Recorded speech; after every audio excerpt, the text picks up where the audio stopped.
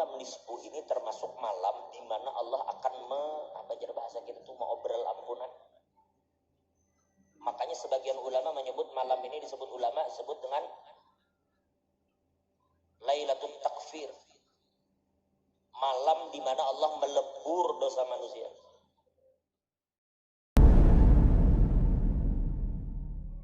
Ada beberapa hal yang ulun ingin sampaikan. Yang pertama, karena ini berkaitan kita berada di bulan Sya'ban, maka kita diperintahkan untuk bersungguh-sungguh beribadah di bulan ini, karena ini adalah gerbang untuk kita memasuki bulan suci Ramadan.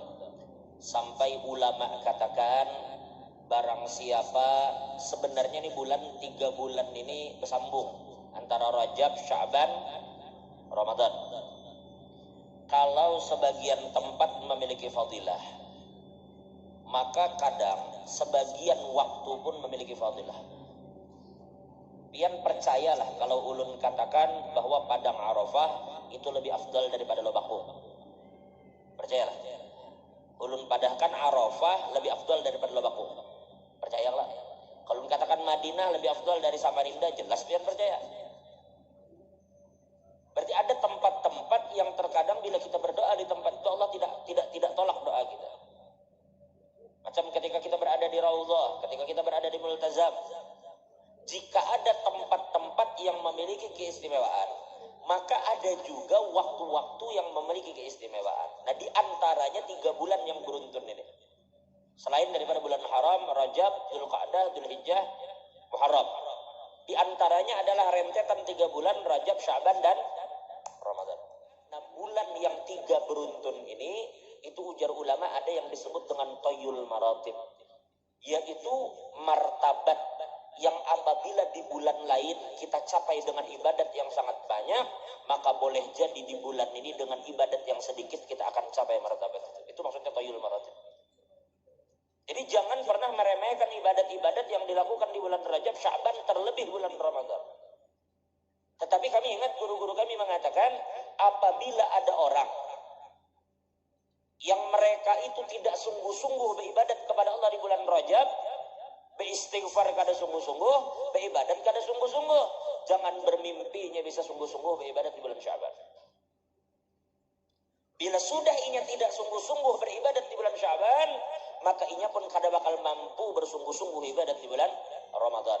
Bila di bulan Ramadan inya kada sungguh-sungguh beribadat, maka tidak ada kemenangan bagi orang itu di bulan Syawal. Kisahnya jenang hari kemenangan, tapi inya kada beribadat di bulan Ramadan. Makanya umum wanti-wanti ibu-ibu, Ramadan parut lapar. Apalagi pun kita nih misalnya masih corona, kada tapi keluar rumah, lalu mengisi waktu download banyak-banyak film Korea, film Turki, hatam film Turki itu, film Korea tuh hatam, malam 28 dah hatam kenanya, film-film itu dihatamkan ya.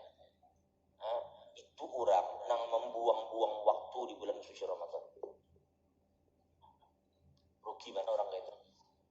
Orang di bulan Ramadan banyak melakukan ibadat kepada Allah Ta'ala. Jadi oleh karena itu Bapak Ibu, ulun sampaikan sekali lagi, sebelum kita masuk bulan Ramadan, ini Sya'ban nih buju-buju. Dikatakan, nah sekarang kita mendekati malam nisfu kan?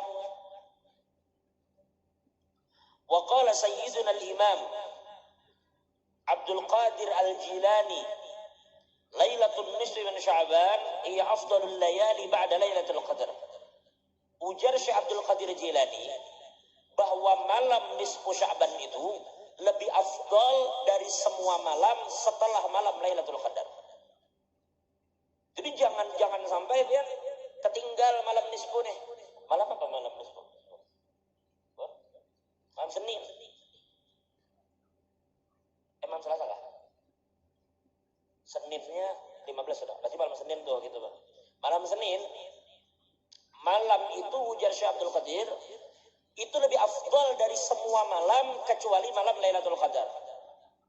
Sedangkan Lailatul Qadar kita kada tahu kebila, bisa jadi malam 27, bisa jadi 29, bisa jadi 23. Terjadi khilaf khilaf di kalangan ulama. Tapi malam nisfu ini pasti malam Senin. Nah, jadi jaga ini baik-baik. Mudah-mudahan kita dapat beribadat di malam nisfu dan kita dipertemukan dengan malam Lailatul Qadar. Jadi malam nisfu jangan ditinggalkan. Wa kana sayyidina Ali bin Abi Thalib karramallahu wajhah yufarrigu nafsahu lil ibadati fi arba'i layalin min as-sanah. Jadi Sayyidina Ali itu menghabiskan waktunya untuk bersungguh-sungguh ibadat di dalam 4 malam setiap tahun. Ada 4 malam yang Sayyidina Ali itu jor-joran ibadat. Setiap malam Sayyidina ibadat, tapi khusus di 4 malam ini beliau bersungguh-sungguh beribadat di dalamnya. Apa dia? Yang pertama adalah awwalul lailatin min Rajab, yaitu malam pertama dari bulan Rajab. Lewat sudahlah. Nah, 3 malam yang menyusul. Apa? Yang kedua Lailatul Nisfi min Sya'ban, yaitu malam nisfu Sya'ban. Berapa sudah? Yang pertama malam pertama bulan Rajab. Yang kedua malam nisfu Sya'ban. Yang ketiga Walailatul Idain, yaitu 2 malam hari raya Idul Fitri dan Idul Adha. Itu malam itu bujur-bujur beribadat.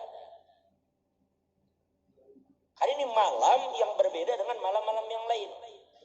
Jadi oleh karena itu kawan-kawan semua, mumpung kita belum masuk di malam nisfu, pelajari bujur-bujur hal-hal yang berkaitan dengan masalah nisfu. Malam nisfu ini termasuk malam di mana Allah akan bahasa kita itu mengobrol ampunan. Makanya sebagian ulama menyebut malam ini disebut dengan Lailatul Takfir. Malam di mana Allah melebur dosa manusia. Di malam itu dosa itu dilebur. Allah mengobrol ampunan, mengobrol maghfirah. Tapi ingat, meskipun malam itu Allah mengobrol ampunan, ada beberapa golongan yang mereka itu kada diampuni di malam itu. Bujur Allah mengobrol, tapi ada sebagian orang yang luput. Itu perlu diperhatikan. Yang pertama, sebenarnya banyak. Kita akan bicarakan lengkapnya insya Allah di malam Kamis akan datang. Ulun hanya sebutkan beberapa supaya malam Kamis depan kita tidak banyak lagi menyambung. Karena kita bagi dengan manakib.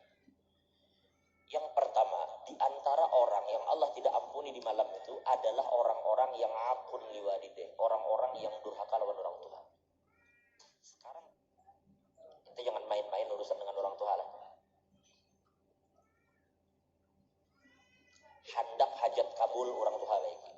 Karena Nabi bersabda, ujar Nabi, birru aba'akum tabirrukum abna'ukum. Berbaktilah kamu kepada orang tuamu, pasti anakmu akan berbakti kepada kamu. Berarti orang bakti lawan orang tua, insya Allah nya bakal diisi bini dan nya bakal diisi anak. Nah, karena anak itu akan berbakti lawan dia. Itu kalau orang durhaka, kalau orang bakti lawan orang tua. Tapi kalau orang durhaka lawan orang tua, awas. Ulama katakan, kamu selama di dunia durhaka dan menyakiti hati orang tuamu, maka kamu pun tidak akan mati sebelum melihat anakmu durhaka dan menyakiti hatimu. Wa'adan maqdiyah, ini janji yang Allah pasti akan bayar lunas. Jadi hati-hati masalah orang tua lah. Jadi jangan ada lagi saat ini kawan-kawan yang masih hubungan kada baik lawan kita. Jelaskah?